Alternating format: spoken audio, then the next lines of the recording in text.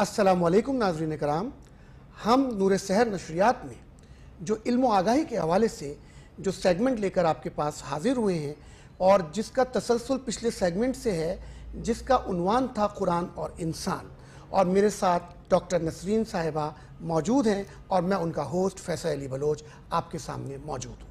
تو آج میں ڈاکٹر صاحبہ سے اسی سلسلے کو بڑھاتے ہوئے جس پہ ہم نے اختتام کیا تھا کہ ایک ہی کتاب یا ایک ہی جیسی باتیں یا ایک ہی جیسی ہدایات مسلسل لانے کی کیا ضرورت تھی کہ مختلف انبیاء اور پیغمبر بھیجے گئے، ایک ہی جیسی ہدایت ان پر آتی گئی اور پھر یہ سلسلہ رسول پاک صلی اللہ علیہ وآلہ وسلم پر آ کر اختتام پذیر ہوا، تو اس کی کیا ضرورت تھی؟ تو ڈاکٹر صاحبہ اس سلسلے میں آپ مجھے بتائیے، اور ہمارے ناظرین بالخصوص میں کہوں گا نوجوانوں کو اس آگاہی کی بہت ضرورت ہے، کیونکہ یہی نوجوان آگے چل کر اسلام کی، ہمارے ملک پاکستان کی باغ دوڑ کو سنبھالیں گے، تو ان کے لیے بہت ضروری ہے کہ قرآن کے اس مفہوم کو سمجھیں جو قرآن انہیں سمجھانا چاہتا ہے۔ وعلیکم السلام ناظرین کرام، پچھلے پروگرام میں یہاں تک ہم پہنچے تھے کہ پیغام کس کے لیے تھا، وہ ہم نے وضاحت کر دی کہ پیغام ہمارے لیے تھا، انسانوں کے لیے تھا، جن کے ذریعے آیا ان کو ضرورت نہیں تھی اس پیغام کی۔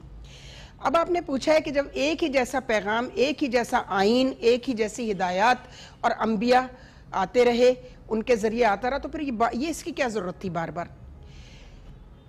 تو گزارش ہے کہ پہلے جو انبیاء اور ان کی کتابیں آئیں، ان کی امتوں نے اپنی مرضی کا جو آئین اور قرآن تھا وہ تو رکھ لیا، اور باقی میں وہ تحریف کرتے چلے گئے۔ جیسے آج کل آپ ہماری اسمبلیوں میں دیکھتے ہیں، ایک آئین پاکستان ہوا 1973 کا آئین، اور اس میں اس ترمیمیں کر کر کے اپنی مرضی کی ہمارے جو ممبر پارلیمنٹ صاحبان ہیں انہوں نے اس کا کچومر نکال دیا اس آئین کا۔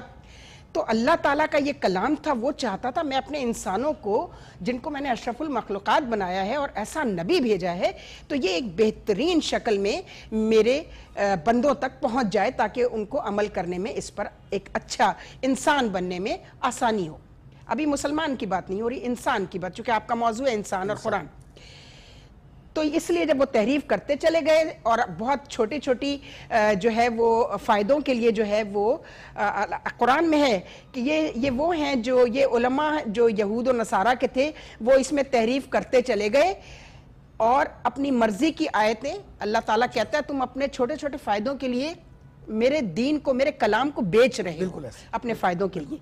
اب اللہ نے کہا کہ بھیا بات یہ ہے کہ اب بندہ بھی ایسا اور کتاب بھی ایسی کہ نہ اب اس کے بعد میرے پاس کوئی کتاب ہے، نہ اس کے بعد کوئی نبی ہے، بالکل جو کچھ ہے انہی کے پاس ہے، اور اس کو تم تحریف نہیں کر سکو گے، ایک زیر زبر پیش کی بھی تم جو ہے اس میں تبدیلی اس لیے نہیں کر سکو گے کہ آیہ مبین جب آپ سورہ یاسین پڑھتے ہیں اس کو سینوں میں محفوظ کر دیا گیا ہے۔ وہ سینے کون سے ہیں رسول کے بعد، اس پر وہ ایک الگ موضوع ہے، ظاہر ہے وہ امامت ہے، ٹھیک ہے نا، وہ ایک ادارہ جو بعد میں قائم ہوا نبوت کے بعد، تو ہم نے ان کے سینوں میں محفوظ کر دیا ہے اور قیامت تک تم اس میں کوئی تبدیلی نہ کر سکو گے۔ یہ اللہ کا معجزہ تھا، قرآن اللہ کا معجزہ ہے۔ جس طرح ہمارے نبی جو ہیں ان کو بار بار کہا جاتا تھا معجزہ دکھاؤ، نبی معجزہ دکھانے کے لیے نہیں ہوتے ہیں، نبی ہوتے ہیں اپنے کردار سے اور اپنے عمل سے، اللہ کے کلام کی وضاحت ان کے کردار سے ہوتی ہے، ان کے عمل سے ہوتی ہے۔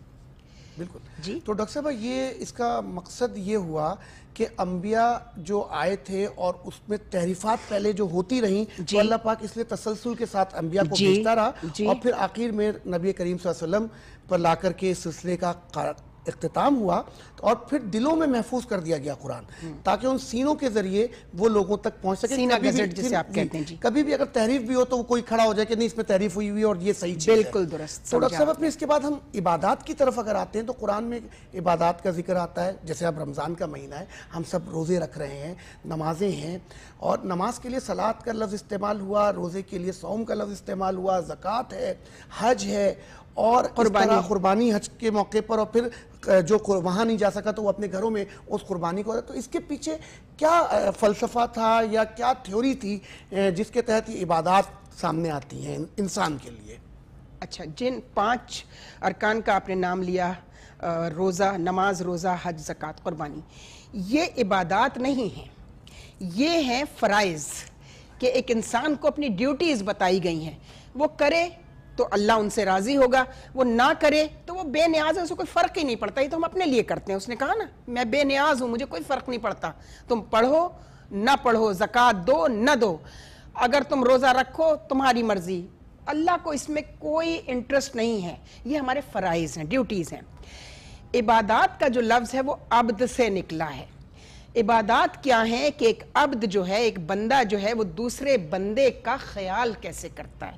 ہیومن انٹریکشن جو ہے، سوشل انٹریکشن جو ہے، اس میں وہ اپنے دوسرے بندے کو تکلیف سے نجات دلانے میں اپنا رول کیسے پلے کرتا ہے، وہ لوگوں کی ضرورتوں کو پورا کرنے کے لیے کیسے اپنا فرض ادا کرتا ہے. تو عبادات جو ہیں وہ فرائض جو ہیں ان سے اس کا کوئی تعلق نہیں ہے. عبادات کی آگہی جو ہے وہ اس لیے ضروری ہے. اور آپ نے نوجوانوں کی بات کی ہے، میں کہتی ہوں ماؤں کو بہت ضرورت ہے، چونکہ وہ فیملی یونٹ میں ماں کا درجہ بہت اہم ہے اور وہ لے کے چلتی ہے. جی جی. باپ کا کام کفالت کرنا ہے، ماں کا کام تربیت کرنا. لہٰذا ماں کو اگر یہ پتا ہوگا کہ قرآن کریم اور اس کی تعلیمات کیا ہیں تو وہ اٹھتے بیٹھتے بچپن سے گود سے لے کے اور جوانی تک وہ اپنے بچوں کو اپنے عمل کے ذریعے اس کا مفہوم بتاتی رہے گی، اپنے عمل سے بتائے گی. اگر قرآن پڑھی بھی نہیں ہے اس کا عمل بتائے گا.